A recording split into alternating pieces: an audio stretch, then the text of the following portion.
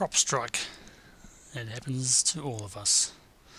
As you can see by my Chameleon TI, it's had its fair share of bashing around, and I used the method of a propeller blade covering over the ESCs and taping that on, and it works pretty good.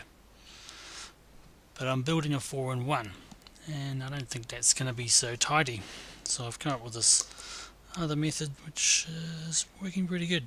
What you need is some small heat shrink, say 8mm, and this heavy tough rubber tubing which is also about 8mm in diameter, 20 odd millimeter heat shrink, and it just goes together like this.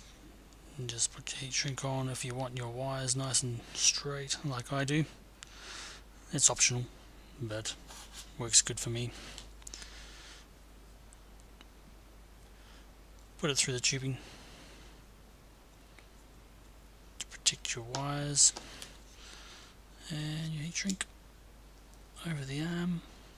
You can fit it over like that,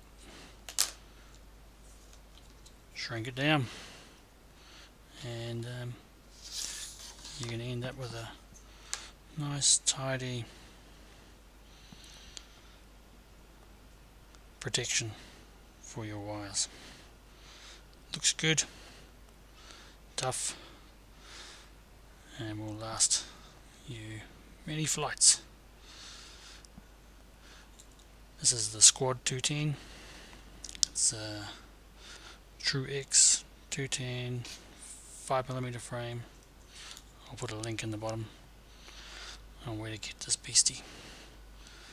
Cheers.